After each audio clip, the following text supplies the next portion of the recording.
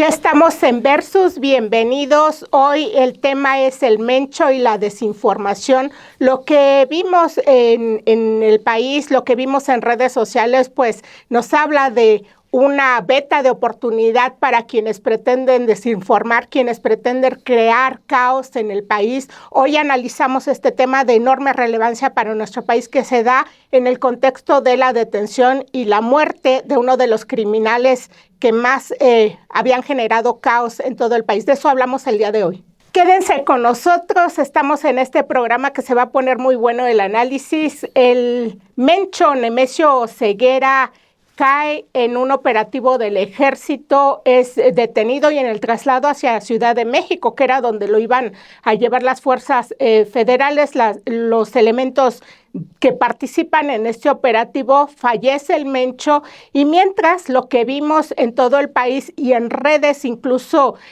que se hizo eco en redes sociales mediante herramientas digitales, pues era la impresión de crear un caos, magnificar lo que estaba ocurriendo en nuestro país y lo que vimos también fue un llamado, una explicación coordinada por parte de los gobernadores de lo que estaba ocurriendo por parte de las Fuerzas Armadas y ese es, creo que, un planteamiento central que debemos hacer en este programa. La pregunta sería, en un evento así, ¿en dónde te agarró la noticia, ¿no? La noticia sobre... A mí, yo estaba en casa, estaba monitoreando lo que estaba sucediendo en Jalisco. Se estaba empezando a sentir, pues, alguna inquietud. Habían una primera reacción del crimen organizado. Me imaginé de repente que podía ser el mencho, pero luego... La prudencia me llevó a decir, calma, a ver, mandé uno de los tweets, de los primeros tweets que mandaron a la mesa de redacción, les dije hay que empezar a monitorear, me mandó de regreso la editora en jefe en ese momento, que es Karen Arlete, un par de mensajes donde confirmaba que había un bloqueo, narcobloqueo, y luego empezó a circular la información, empezó a caer poco a poco que posiblemente se trataba del mencho. Ahí, así me agarró. Bueno, porque tú te levantas temprano. Es correcto, sí. Sí. Yo me levanto muy tarde los domingos. El resto de la semana también. Entonces, pues yo cuando desperté, me despertó un mensaje de Canal 11, de la producción de Canal 11, del programa de Macio Zaret, con la noticia de que, dice, cayó el mencho, puede ser un gran tema. Y efectivamente, es el tema obligado. Y empecé a revisar redes sociales en ese momento, sobre todo Twitter, y en ese momento no había mucha información, pero después empezaron a llegar sobre todo la notificación de los bloqueos y de lo que estaba sucediendo en Guadalajara. Y fue impresionante cómo la primera imagen que vi era una imagen, decía ahí que era de Guadalajara, obviamente no era Guadalajara porque se veía mal, ¿no? Una foto que después ya se vio que era una foto de inteligencia artificial y después esta foto del supuesto avión incendiado en el aeropuerto de Guadalajara. La primera persona que vi que tuiteó esa foto fue Gabriel Regino. Me llamó mucho la atención. Yo suponía que Gabriel Regino era una persona seria. ¿Se decía experto en seguridad? Claro. Se dice experto en seguridad. Entonces sube la imagen.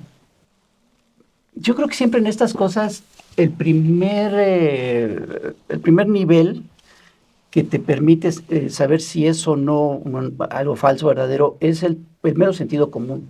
Eso ayuda muchísimo, creo yo. Y entonces, si algo se te hace raro por puro sentido común, dudas, sí, ¿no? Él subió la imagen y la subió diciendo, circula en canales de mensajes de seguridad. Híjole, canales de mensajes de seguridad. Sube la imagen, además hace un hashtag Domingo Rojo. Empiezan a reclamarle, le dicen, ¿por qué desinformas? ¿Cómo subes esta imagen? Esta imagen es falsa. ¿Dónde te informas? Para empezar, canales de seguridad. Exacto. Y entonces les has estado mintiendo durante años a la gente, entonces. Y le dicen, además te escudas en esto de circula en redes. Y entonces él, muy grosero, contestaba, primero aprendan a leer, nunca dije que circulaba en redes, dije que circulaba en canales. O sea, lo cual lo hace peor. Es como las fuentes de Palacio, ¿no? Es como las fuentes de Palacio, sí. Y aparte, bueno, el tuit ahí sigue, nunca se disculpó ni nada. Y después de ahí ya fue el delirio. Este personaje, un tipo que se dice reportero de Guadalajara, no recuerdo su nombre. Jorge Algo. Jorge Algo. Sí. También supe esta información de que está tomado el aeropuerto. Sicarios toman el aeropuerto en una de las acciones de terrorismo más grave en años, algo así dice, ¿no? Otro tuitero, Arturo Villegas, dice: terroristas toman el aeropuerto de Guadalajara, empleados y pasajeros salen totalmente despavoridos en medio del caos. Entonces crea una cosa ahí, un fenómeno muy curioso, como de bucle, ¿no? Donde informan que el aeropuerto está tomado por sicarios. La gente que está en el aeropuerto, al ver la noticia de lo que está sucediendo en el lugar donde están, en lugar de creer lo que están viviendo, creen la noticia, entonces efectivamente se hace un caos y hay pánico, lo cual refuerza la falsedad original. Claro. Se hace un bucle ahí de desinformación, ¿no? Y así fue todo el día de ayer, fue impresionante. Y te da una buena señal de quién realmente está preocupado por informar y quién no le importa en lo más mínimo. Los bloqueos de los narcos tienen un objetivo, tienen varios objetivos, pero uno específico pues, es crear pánico, obviamente, entre la gente. Finalmente estos pues sí, son sicarios de la información, actúan exactamente igual, con el mismo objetivo, de crear ese pánico.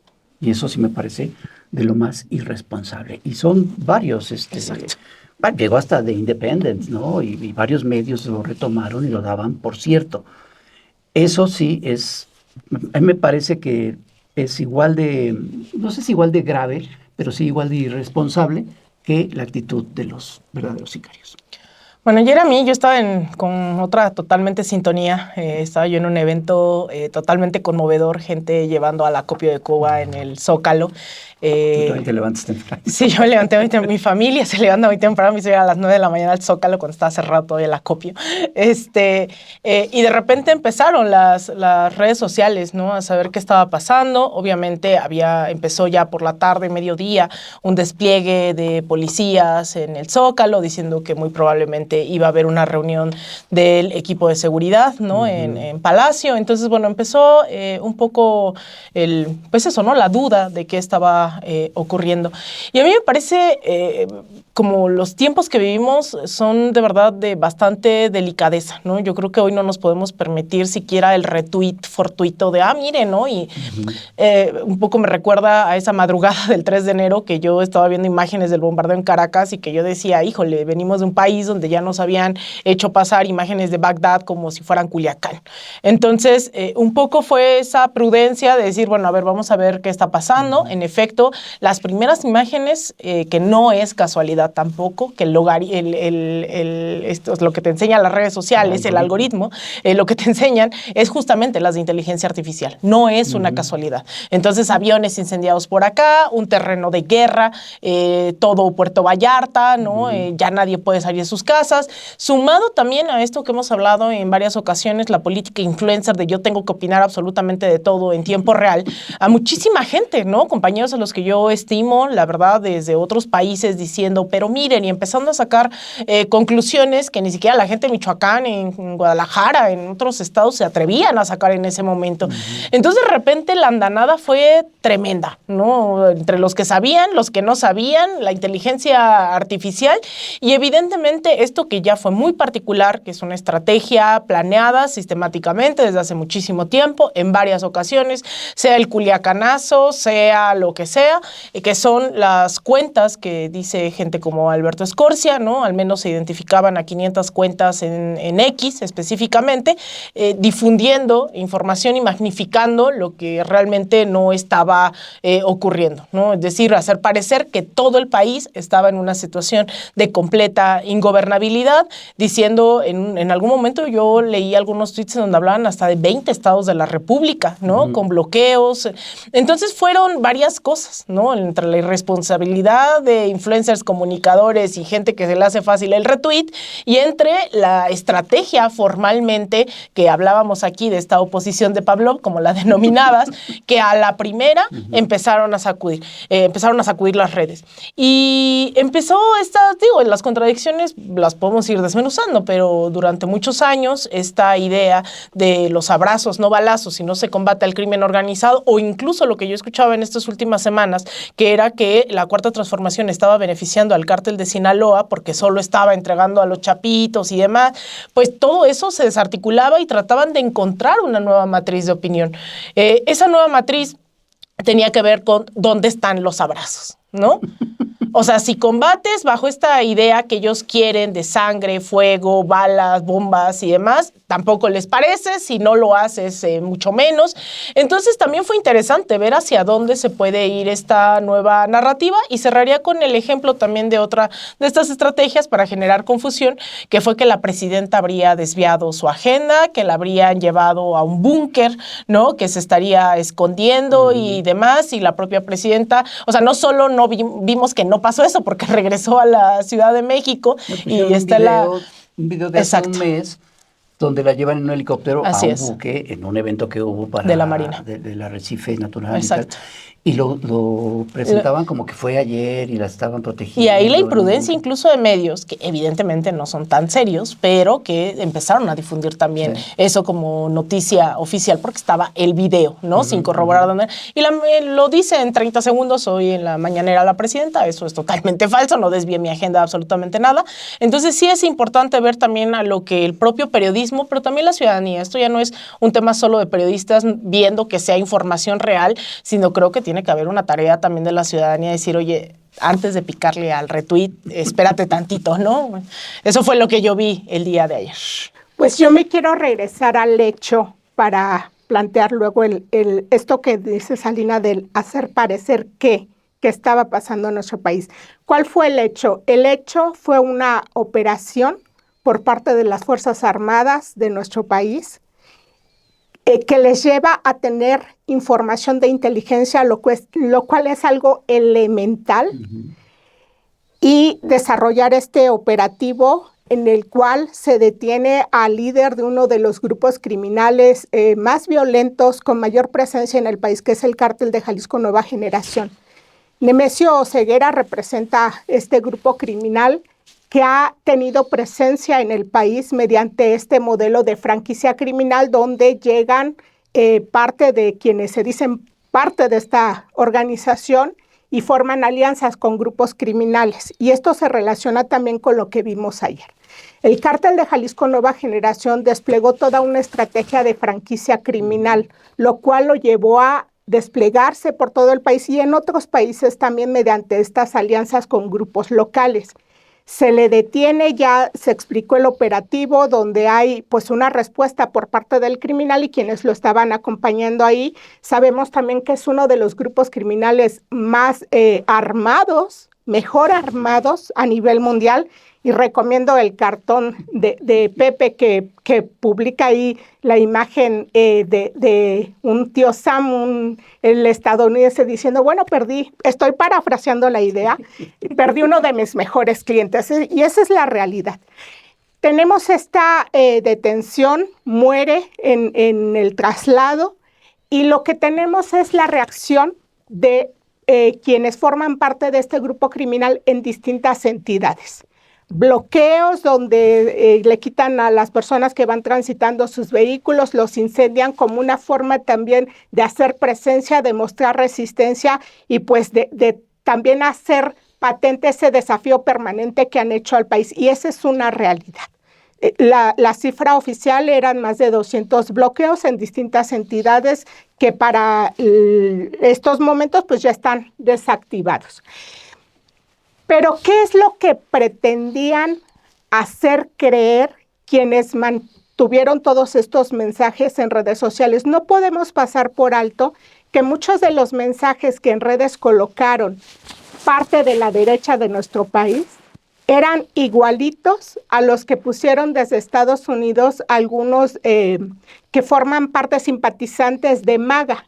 igualitos, y que incluso llevó al gobierno estadounidense a desmentir esos mensajes. Sí. Donde se estaba planteando, se quería hacer pasar esta idea de que había sido el gobierno de Estados Unidos que estaba operando acá y hacer eco de esa narrativa que se ha planteado de ya Estados Unidos operando, ya Estados Unidos haciendo, se decía en esas redes por parte de la derecha, haciendo lo que el gobierno mexicano no hizo. Acá hubo un trabajo de inteligencia que es donde se comparte información por parte de gobiernos de distintos países, y esta es una lógica de combate a crimen organizado que opera a nivel global. Incluso la información de inteligencia la comparten los estadounidenses con los europeos y los europeos con nuestro país, y eso es parte de las dinámicas también de atajar las redes criminales a nivel global. Ningún gobierno podría combatir un grupo criminal en su país sin contar con información que le van compartiendo otros gobiernos. Pero eso es distinto a una acción que ya hubiesen operado fuerzas estadounidenses, y eso es lo que pretendían hacer creer en estas redes. Esa fue gran parte del discurso que se manejó. Aquí hay que hacer una distinción entre la información que los medios estuvieron validando, medios de manera irresponsable, con falta de ética, sin comprobar la información, personas que son parte de medios de comunicación o que se dicen periodistas y que estuvieron difundiendo información falsa, y hay que distinguirlo también de aquella información de la que hacen uso los propios grupos criminales, que hacen uso de redes sociales y hacen uso también de mensajes donde buscaban también generar caos. Es decir, ese tipo de información también la vimos en redes sociales. Vimos información que venía con una intencionalidad política por parte de la derecha de nuestro país y la derecha estadounidense, los partidarios de MAGA. Vimos información que venía de comunicadores que tienen un sesgo muy marcado, que pretenden hacer uso de información que saben que es falsa y que de manera irresponsable le están lanzando, que a mí me parece lo más preocupante, porque es una falta de ética, una falta de rigor periodístico. Y tenemos esa otra información que es algo real también, que los grupos criminales están permanentemente activos emitiendo información, ya sea para reclutar acciones a quienes participan en esas acciones criminales, o, como lo que vimos ayer también, para abonar al caos. Lo que me parece inaceptable, y con esto cierro, es que también muchos políticos estuvieron difundiendo esos mensajes donde se veía todo en llamas, como las imágenes que ya describieron, y que nuevamente nos lleva a plantear cómo se evidencia esta oposición que pretende seguir atizándole a una problemática. Tenemos un problema de crimen organizado, pero hay que darle la dimensión que tiene el problema, porque estar abonando a esta histeria, al caos, pues ya es otra dimensión, y eso es algo irresponsable. Y es lo mismo que hemos visto con políticos que pretenden sacar raja política de otros eventos que hemos tenido en el país. Fíjense que mi texto de hoy, yo lo escribí temprano, ya no me dio tiempo de cambiarlo, era mi texto para mi columna. Yo escribo los domingos en la mañana, hace muchos años escribo en la mañana los domingos, y corrí para acá porque teníamos transmisión especial. Luego ya de aquí me fui a Canal 11, también con transmisión especial sobre lo que había sucedido, etcétera, y yo escribí y luego grabé mi columna y me fui. A lo que me refiero yo en mi texto, en mi columna, es a 3 informes que yo recibí, uno de una organización europea que se dedica a la defensa de periodistas, y otros 2 de grupos locales, sobre el ataque que había sido yo objeto desde las redes sociales. Y exactamente, si tú agarras los 3 informes, coinciden. O sea, así empiezo, de hecho, mi texto diciendo, bueno, coinciden, ahí están, los agarras y los ves y son, pues sí, ahí está el diagnóstico. Segundo, si tú agarras lo que sucedió ayer junto con esto y lo ves así en contraluz, coincide también. O sea, es exactamente la misma gente que provocó la desinformación, la que sirve para otros eventos. A mí lo que me llamaba mucho la atención, lo cuento en este texto, es que, a ver, la periodista de Televisa cuenta una mentira sobre mí. Luego la mandan, la elevan con bots. Luego la hacen orgánica. Luego la vuelven a levantar en medios para para cerrar el bucle y luego volverlo a levantar con bots y luego con influenciadores o como se les llame, potenciadores, creo que es un nombre técnico, para subirla otra vez a las redes y luego regresarlo.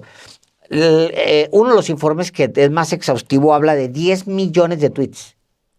¿Quién paga 10 millones de tweets contra mí? No soy tan importante. Cuando ves que ahora, cuando se da lo del Mencho, y que ves que son exactamente los mismos, este cuate de Guadalajara, yo creo que se está hinchando de billetes, me imagino, pues, ¿no? Que se está igual que los otros, porque los otros que me aparecen, hay por ahí uno que ni siquiera los quiero nombrar porque no son tan importantes. Una que hace unos videitos ahí bobos, muy vinculado con Salinas Pliego, otros que tienen una especie como de revista, no sé qué, desde hace muchos años, que siempre ha sido un fiasco de revista y salen en el informe de Carmen Aristegui sobre el Palomar. Estos personajes salen en los informes así, mira. Entonces, son muy ubicables, es lo que quiero, lo que digo, porque mi texto de hoy no mide el efecto del Mencho, no habla del Mencho, porque yo lo había terminado, pero habla exactamente de las mismas redes que estaban moviendo en tiempo real la información falsa sobre el caos en México. Fíjense qué interesante el asunto. Es decir, sí hay en mi especie de conclusión temprana, si hay un nuevo aparato moviendo, un aparato de desinformación moviendo contenido ya coordinado. Me llama mucho la atención que esa periodista de Televisa haya puesto el dato para que lo movieran otras redes, incluyendo Ricardo Salinas Pliego. Entonces, me llama mucho la atención. Yo no sé si ella es una corrupta o no, no tengo idea honestamente, pero me suena. Si ella pone el dato que después se infla y se niega a corregirlo, entonces me suena a que algo está pasando ahí. Yo le pondría mucha atención a esa periodista. Y lo otro es, hay una cantidad de personas reales, orgánicos, usuarios orgánicos en la red, que son más peligrosos que, digamos, los negres, la derecha, no sé ni cómo se llama esa porquería de... ¿La derecha diario? Diario, la derecha diario. Sí, no sé por qué no se me... no lo sigo, no lo veo, pero le sirven sus posts, le sirven a las Lourdes Mendoza, a las la otra, la del Rey del Cash, que es básicamente un río de mentiras, ¿no? Y al otro que es Mario Di Constanzo, todos esos, incluso Ferriz. O sea, las primeras declaraciones de Ferriz son de antología, son maravillosas porque él habla de cómo el ejército de Estados Unidos entró a México para matar al Mencho, no, para detenerlo, y el ejército mexicano lo recibe y lo mata. O sea, una irresponsabilidad tras la otra, tras la otra, tras la otra. Para que no eche de cabeza a López Obrador. Para que, ¿no? sí, claro. Luego para que no eche de... Y luego, además lo dicen con una facilidad tremenda, o sea, es la mentira más impune y descarada. Hay gente que se lo cree. Sí, hay gente que se lo cree. Yo vi unos cartones que traen esa intencionalidad también. Sí, ahí. O sea, hay gente que se lo cree porque además, hay que decirlo, son frentes muy amplios que tienen mucha audiencia. Cuando tú hablas de Salinas Pliego, Televisa, Latinus, sumaría un par de medios ahí chafísimas, que se cuelgan de estas campañas de desinformación a estos personajes. Entonces haces una masa importante, interesante, de personalidades, medios que permiten hacer el bucle completo. Okay. Mentira. La potencias con bots, la potencias orgánico, lo regresas al medio, le metes bots, mentiras otra vez, sacas otra vez esto con bots, lo metes para que se sienta orgánico. Y luego estos periodistas o comunicadores, entre comillas, que se prestan a esa mentira para estar dándole, que son los que permiten que eso se vea como real. Ellos son los grandes validadores de la mentira. Por eso es bueno tenerlos ubicados, ese Jorge y estos otros. Yo no, la verdad es que no los veo porque los tengo bloqueados o silenciados, lo que sea, y me gusta mucho bloquear este tipo de comunidades. La verdad, me desintoxica tenerlos bloqueados, hasta que un día bloquea la tiznada esa red social. Pero de todos modos te llega. Sí, te llega, pero mira, no está ya dentro de tu... No es del tipo de cosas que tú inmediatamente checas, verificas. No son. Yo digo que bloquear es una de las mejores cosas que hay en el planeta. Yo creo que eso que describes no es necesariamente nuevo. Es algo que se ha estado trabajando ya desde hace tiempo, pero se ha ido afinando. Sí, yo lo que digo es que hay nuevas tecnologías. Sí. Y nuevas intenciones. La inteligencia artificial. Sí, claro. Eso está claro. Todas estas imágenes que tú ves y que sí hacen dudar a mucha gente. Porque ya en muy poco tiempo la inteligencia artificial se ha afinado tanto que estos videos en donde tú puedes grabarte y adquirir la fisonomía exacta de otra persona, sí, es impresionante. Y además con la voz de esa persona. Hace no mucho... Todavía esos videos eran muy torpes, se veían varios dedos en la mano, era muy, muy burdo técnicamente. Ahora ya está muy, muy, muy, muy avanzado. En muy poco tiempo se va perfeccionando. Entonces, estas técnicas de engaño se han ido afinando mucho. Y además con el avance o con el crecimiento de las redes ya dominaron la prensa tradicional. Antes las redes eran como era una ventana aparte y tomaba información de la prensa tradicional. Ahora manipulan a la prensa tradicional. Y la prensa, sus noticias vienen de las redes. Manipulan, entre comillas también. Exacto. Vienen de las redes y se someten pues al dominio de redes sociales. Twitter sigue siendo la más importante. Ya es tierra sin ley, pues, ¿no? Y todo lo que se va sucediendo ahí provoca otro fenómeno. Las fake news provocan otro fenómeno que sería algo así como los fake análisis, ¿no? Y entonces estamos llenos ya de supuestos analistas que actúan siempre de la misma manera. Y se puede ver en cualquier columna del Reforma, ¿no?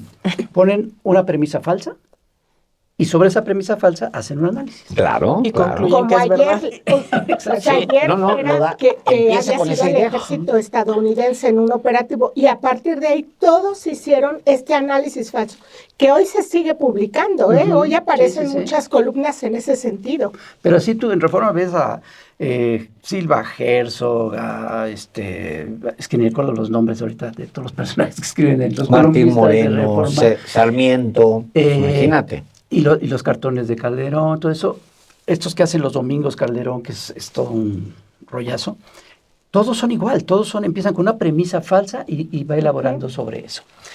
Ahora, lo que sucedió ayer, básicamente son tres premisas falsas que han estado manejando a lo largo del día y que yo creo que van a seguir manejando el resto de la semana y hasta que les dure.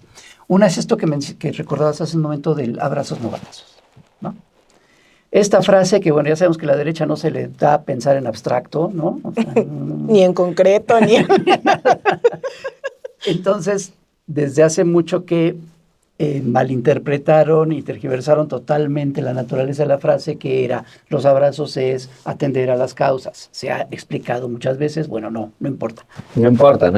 Incluso analistas serios, ayer lo leí usando esta frase. Hoy, como, todavía. Sí, como Diego Sorno, por ejemplo. O sea, validando que el abrazo no balazos era abrazar a los delincuentes, ¿no? Siguen manejando eso ya, y ya no lo hacen por torpeza, lo hacen por... claramente para seguir engañando. A mí me parece que nunca fue falta de conocimiento del fenómeno del que están hablando. Me parece que sí hay una intencionalidad clarísima en seguir usando ese argumento falso. Sí, yo no dudo que la gran mayoría sea así, pero tampoco dudo que uno que otro sí sea de plano por incapacidad intelectual. No es el caso de Diego Sorno, quiero aclararlo, pero sí me llama la atención que retome también eso para abonar en esta idea, en este sentido. Entonces, el primer fake análisis que se hace es: Claudia Sheinbaum ya regresó, abandona el abrazos no balazos, y ya regresó y retomó la estrategia de Calderón. Sí. El primer gran análisis de eso. Sí. El segundo es: sí lo oí. esto significa que ya rompió con López Obrador. Claro, ¿No? sí. Y de ahí se pasa al tercero, que es: y cómo el gobierno de Estados Unidos fue quien operó esto de ayer, ¿no? Incluso entraron miembros, pues, del ejército de Estados Unidos, en fin, toda una mentira alrededor. El tercero es: ya el gobierno de Claudia Sheinbaum pues, se supeditó totalmente al gobierno de Donald Trump, ¿no? Entonces, con base en puras premisas falsas, elaboran un análisis totalmente falso. Y así es como van a estar a lo largo de todos los siguientes días, tratando de imponer esa verdad. Yo siento que va a pasar lo mismo que ha pasado durante todos estos años, que no hay necesidad de que logren imponerla, porque la imponen en la gente que ya está convencida de eso. No es que cambie la opinión de un sector, sino simplemente refuerza la opinión que ya tienen y que se han formado a lo largo de todos estos años de análisis falso, sustentado en premisas falsas de información falsa. Hasta que en algún momento, con la esperanza de que en algún momento vayan convenciendo a otros más. Yo sí dudo muy seriamente que suceda, pero lo van a seguir intentando. A mí me llama la atención esto que mencionas de volver a recapitular cuál ha sido también la estrategia de la Cuarta Transformación en torno a abrazos no balazos. En la propia mañanera, a mí me pareció muy fuerte que se mencione eso, que se ha logrado identificar como parte incluso de esta inteligencia, que también le ha costado al crimen organizado cooptar más a los jóvenes, ¿no? Es decir, la estrategia entonces de llegar a los jóvenes está funcionando. Y esa es la política de seguridad de la Cuarta Transformación, contrario a la política de Estados Unidos, que es no parar el tráfico de armas, al contrario, incrementar el mercado de las empresas armamentistas que financian a Donald Trump, a Marco Rubio y a un montón de demócratas y republicanos, ¿no? El no tratar el tema también de consumo de estupefacientes como un tema de salud, sino de seguridad nacional, el declarar como amenazas de seguridad nacional a Estados Unidos, a cualquier país, ¿no?, que no le quiera dar su litio, su petróleo, su gas o lo que sea. Y yo creo que por ahí también habrá que insistir que no es casualidad también cómo esta prensa liga directamente los intereses de Estados Unidos a sus editoriales, a su difusión, porque es lo único que les queda y que lo hemos hablado aquí. La estrategia de la derecha hoy en México no es generar un proyecto nacional que logre permear dentro de las y los mexicanos, es seguir la línea de lo que dicte Donald Trump, porque es lo único que les queda. Son incapaces hoy de gestar cualquier persona, cualquier proyecto, y entonces lo que diga Donald Trump es la línea. Y recordemos, en su momento era lo que había un sector panista que apoyaba a Hillary Clinton, ¿no? Y eran más demócratas, y al final pues solo les queda ser lo republicano, ir a Washington, a estas conferencias de CPAC, a perseguir lo que diga la OEA. Entonces también ahí, digamos, podemos trazar estas líneas directas en donde no nada más es lo que cierto empresario o titular de cierta empresa de comunicación ponga como línea editorial, sino que también ahí hay una estrategia directa a los intereses de Estados Unidos, que históricamente también financió a muchos de estos medios independientes, ¿no? Durante la llamada guerra contra el narco.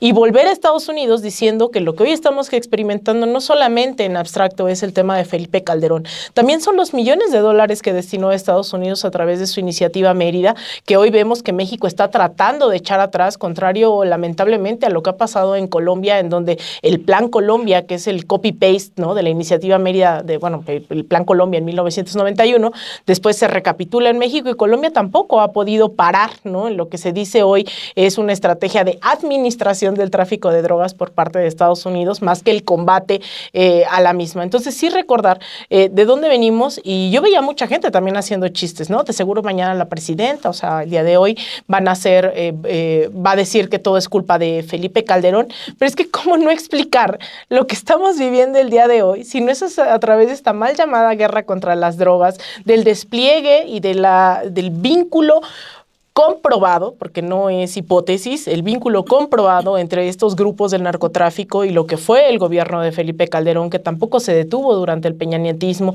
y que ahora estamos viendo por primera vez un regreso.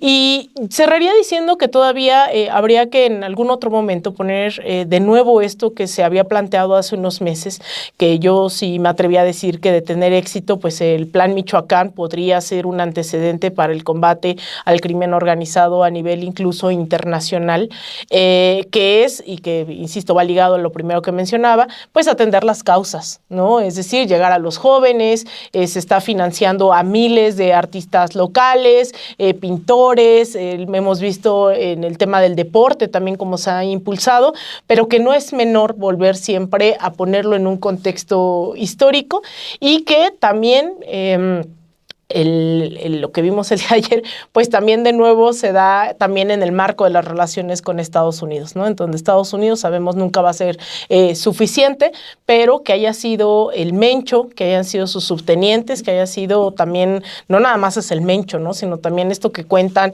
sobre quien llevaba económicamente, ¿no?, toda la organización, que es abatido con no sé cuántos millones de pesos, miles de dólares, armas, digamos, eso también manda un mensaje hacia Estados Unidos, se está haciendo. Hace unos días, la mujer que claro, del rancho Izaguirre, en fin.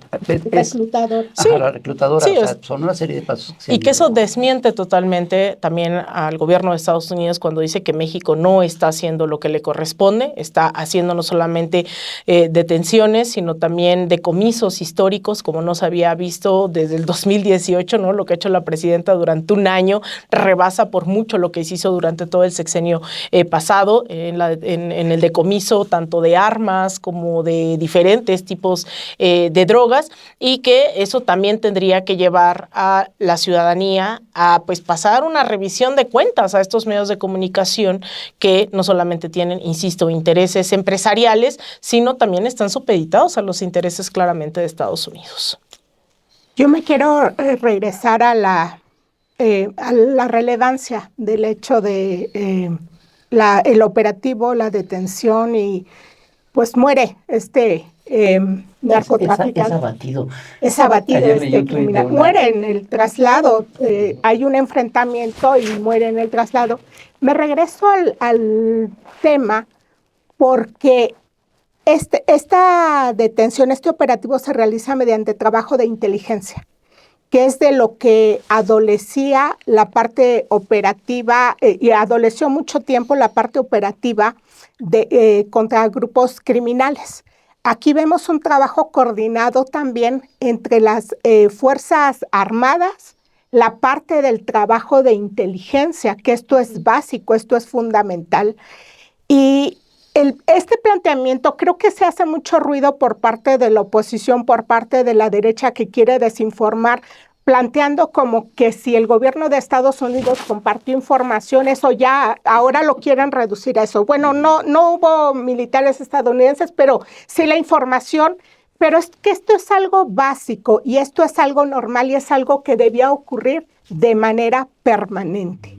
El combate al crimen organizado debe ser así a nivel transnacional, es decir, información compartida, trabajo de inteligencia compartido. Alina, planteas el modelo del plan Michoacán, lo que podía marcar un antes y un después en el combate al crimen organizado, y yo coincido con ello porque cuando se plantea este proyecto del plan Michoacán, se habla por una parte de combatir las causas. Yo hago un paréntesis, yo no creo que nadie esto de seguir utilizando ese argumento falso de los abrazos no balazos, solo se puede hacer con dolo, honestamente. No creo que alguien a estas alturas siga creyendo que este planteamiento que se hacía por parte del presidente López Obrador de combatir las causas tuviera que ver con ser inamovible ante los criminales. Eso es absolutamente falso. A los narcos. Sí, eso es absolutamente falso. ¿No viste a Andrés Manuel con la mamá del Es un Chapo? argumento muy chafa, la verdad. Este planteamiento de combatir las causas va a acompañar, porque así es la manera como se puede ir restando pues mano de obra, la afinidad que tuvieran en los territorios con los grupos locales, pues tienes que desarticularlo desde la raíz. Desarticularlo desde la raíz tiene que ver ofrecerle a los jóvenes otras oportunidades. Si nosotros vemos la historia de cómo se fue fortaleciendo el crimen organizado en Michoacán, pues Michoacán, un estado tan riquísimo, pero olvidado por las propias autoridades. Cuando la presidenta ha presentado su plan de gobierno donde dice justicia para los pueblos que han estado más rezagados y nos habla de poblaciones que ni siquiera tenían electricidad a estas alturas, nos habla también de ese rezago. Escuelas, lo básico. Entonces, es ir en dos caminos. Uno, el tratar las causas, el ofrecer oportunidades a la ciudadanía, a los pobladores, y es combatir la parte criminal con trabajo de inteligencia. Se nota el trabajo de inteligencia para este operativo que tuvo lugar el fin de semana. Eso es algo evidente, es algo innegable. Y destaco esta parte porque lo que representaba la figura del Mencho como quien lideraba esta organización que logró tal expansión tiene que ver también con estrategias criminales que se fortalecieron pues por la colusión, incluyendo colusión de funcionarios, pues alcaldes, policías que se cooptaban a esos empleados gubernamentales. Entonces, acá el Estado mexicano tiene el reto de ir desarticulando esas estructuras, de ir desarticulando esas cadenas de complicidades. Y si se logra con el caso del Cártel de Jalisco Nueva Generación, que fue el grupo que más expandió los negocios criminales, la extorsión, el tráfico de combustible a nivel binacional, pues se va a tener un enorme avance en materia de seguridad. Cierro solo con la complicidad también por parte de Estados Unidos de dejar que creciera esta organización criminal. Porque cuando estamos hablando del problema del huachicol fiscal, es un problema que creció por la colusión de empresas estadounidenses. Uh-huh. Claro. Estados Unidos dice, ahí tienen ese problema, ahí están los muertos, ahí está el problema, pero quienes ganaron o quienes han ganado con ese negocio criminal, muchos son empresarios estadounidenses.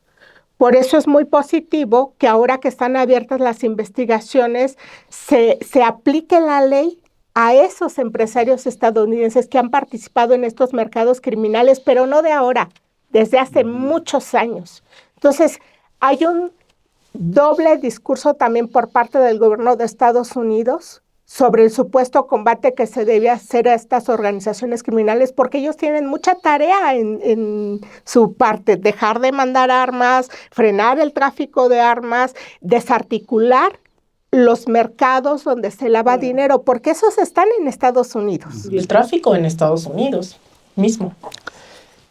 Va a ser muy interesante darle seguimiento a la evolución que va a tener el cártel. Va a ser muy interesante. Tiene distintas opciones. Yo decía ayer, puse un tuit ahí Decía que hay dos, pero incluso hay más opciones de este cártel. No es un cártel familiar, para empezar, no es un cártel armado con familias, con una dirección casi dirección conocida, digamos, lo que territorial. como de franquicias, ¿no? Sí, las franquicias como los Zetas, ellos inventan este tipo de negocio. Los Zetas, pues tú tenías el control de la extorsión, digamos, en San Luis Potosí o donde sea, y entonces, pues tú le decías, oye, yo quiero mantener mi negocio, no se metan, les doy una renta. ¿Qué les parece? Y nosotros más o menos andamos en tal y les damos tal renta, listo, vámonos. Nada más que la droga la compras ahora con nosotros, las armas las compras ahora con nosotros, si necesitas apoyo nos lo pides a nosotros y nosotros vamos y te ayudamos con eso. Necesito a cambio no solamente dinero, sino también información. Y entonces las células estas que operaban en ciertos territorios proporcionaban información a un comando central, que eso es como operaba los Zetas. Por eso tenían tanta información y rápido se podían desplazar. Localízame a fulano en tal parte. Acuérdense ustedes que hay un par de asesinatos tremendos, horribles, de funcionarios mexicanos, donde dices tú, ¿cómo le hicieron? ¿Cómo le hicieron para localizarlos? Los Zetas comenzaron con esta cooptación, pero también secuestro de especialistas en telecomunicaciones. Sí, sí, claro. Esa era la clave y es algo que imitó el cártel de Jalisco Nueva Generación. Sí, ellos lo que hacen también se meten mucho, los Zetas se meten mucho porque tenían conocimiento de las herramientas del ejército. Recordemos que ellos salen del ejército. Tenían conocimiento, por ejemplo, le pegan a los bloggers. En ese momento había muchos blogueros que hablaban de temas de seguridad. En Tamaulipas. En Tamaulipas, sobre todo, porque como la prensa no lo estaba cubriendo, la única reacción que hubo para estar informados eran los blogueros.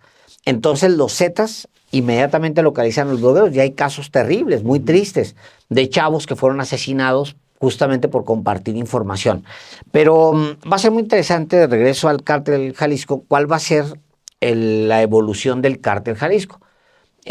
Porque no teniendo una base territorial, el Mencho no estaba en su casa, estaba en la sierra, perdido, no estaba en su casa. O sea, a diferencia de los Chapos, los Mayos, incluso el Chapo Isidro o los Arellano Félix, o sea, que son los reyes del suelo donde nacieron. A diferencia de eso, el otro andaba en las sierras, anduvo siempre perdido, él nació en Aguililla, ahí se forma con los Valencia mismos eran una familia, o sea, el cártel del Milenio era una familia que se dedicaba específicamente a las cocinas.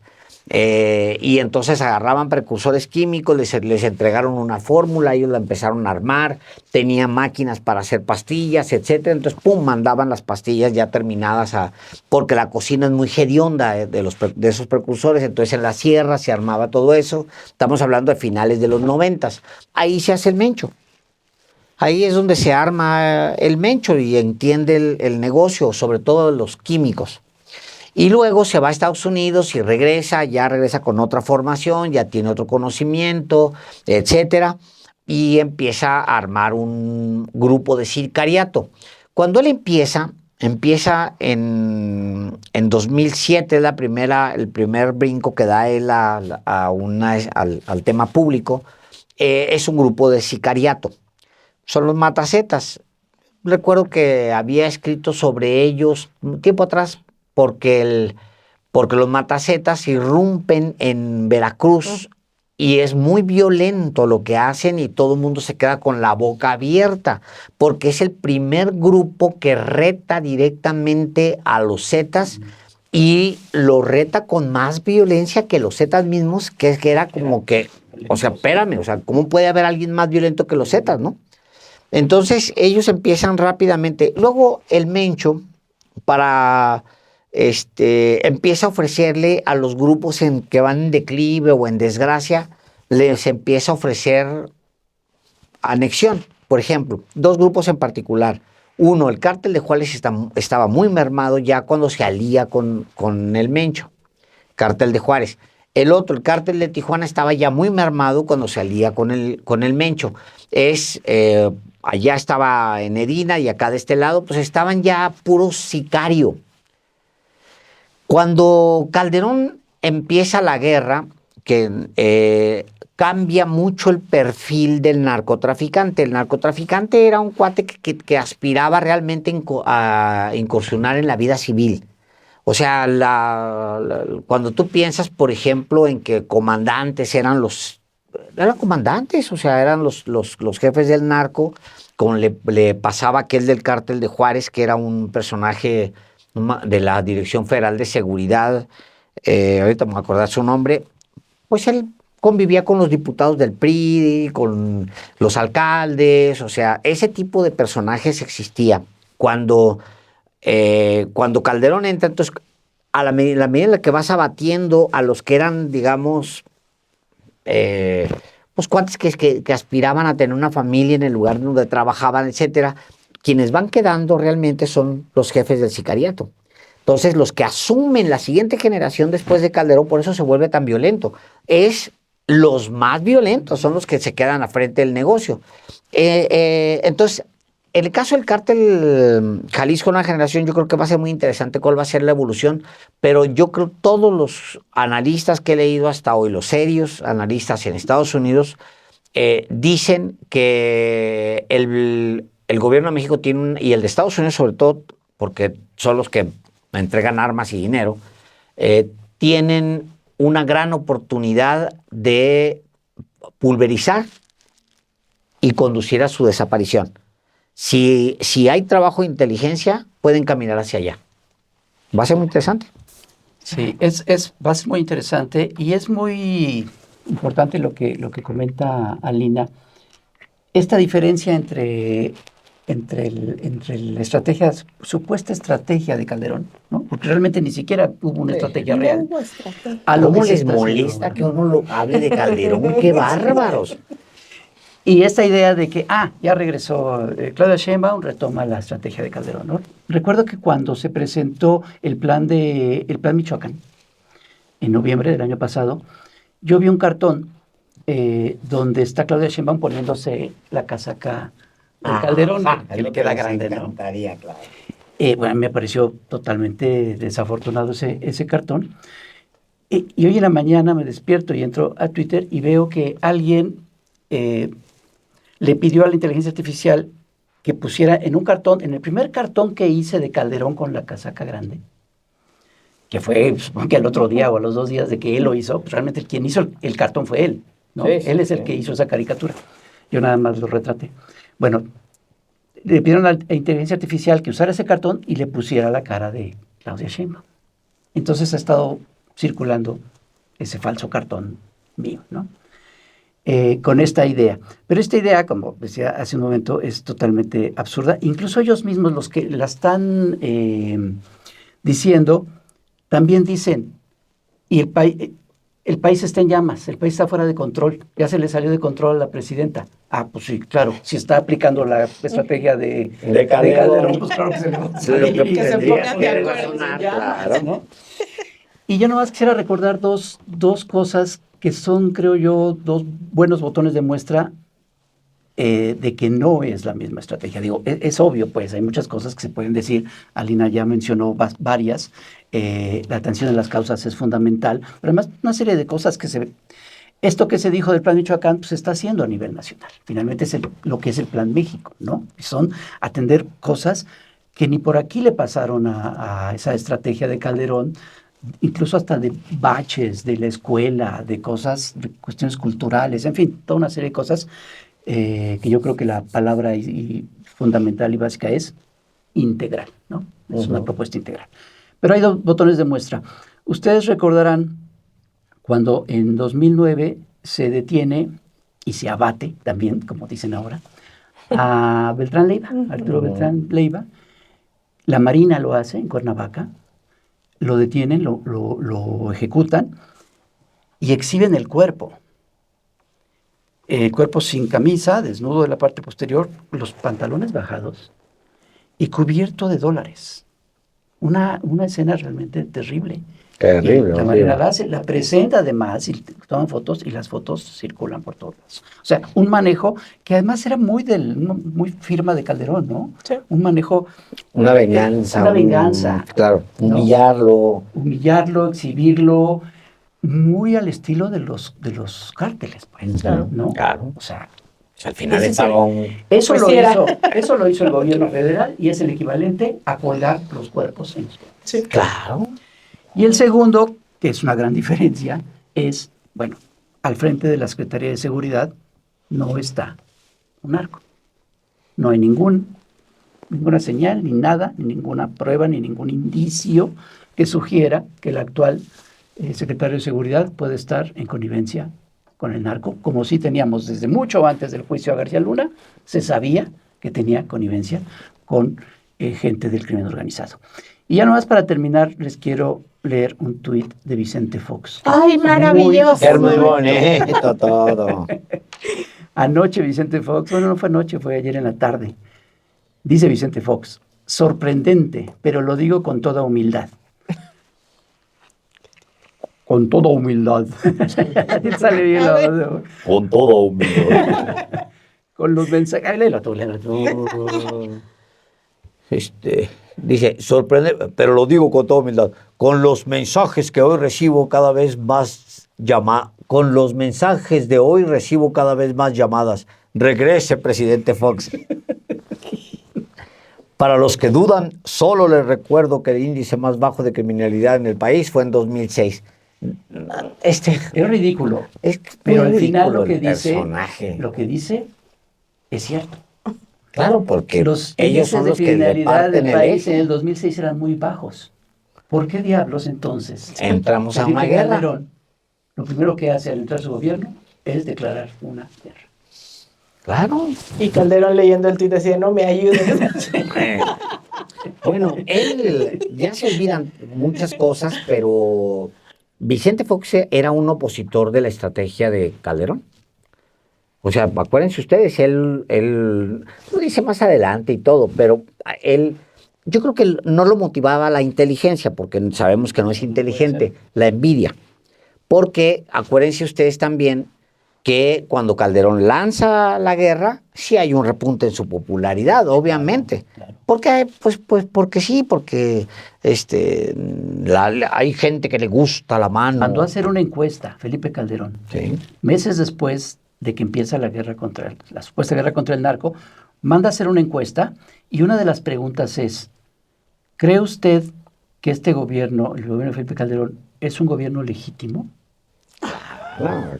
O sea, quería saber si esa guerra le estaba ayudando para quitarse La mancha. idea de ser un Que espurio. fue el pretexto para Claro. lanzar esa guerra. Ya terminamos el programa, pero ¿por qué les molesta tanto que mencionemos a Calderón? ¿Cuál es su tesis? ¿Por qué les molesta tanto? Digo, Pues porque saben que él es el principal responsable de todo lo que pasó a partir de su gobierno y sigue pasando. Y porque empezó ahí un modelo de negocios, ¿no? Y de complicidades que, o sea, era como muy empresarial con Vicente Fox, pero aquí se repartieron absolutamente todo, porque recordemos que no solamente es el tema de las drogas en sí, hay una diversificación de la economía criminal, no solamente en lo criminal o en el huachicol o en la extorsión, sino hasta en la tala, ¿no? Hemos visto también, o sea, el Y era su tráfico de negocio de personas. Entonces, yo creo que saben cuál es esa manzana, ¿no? Que inició lo que hoy no quieren recordar y que al contrario, incluso parte de estas campañas que hemos visto alucinantes estos últimos meses ha sido tratar de rememorar a los gobiernos priistas y panistas como los gobiernos. O sea, yo pensé que ya era demasiado con los gobiernos de las instituciones del PRI, su campaña, pero ahora han estado rescatando a Calderón. es una tontería a tremenda. Fox. O sea, de es verdad. una tontería tremenda. O sea, un borrado de memoria, pero bueno, y yo eso me quedé pensando mucho en lo que dice Alejandro, tienen esta oportunidad de acabar, ¿no? Híjole, qué fuerte, porque es acabar con el modelo también de negocios de mucha gente en Washington.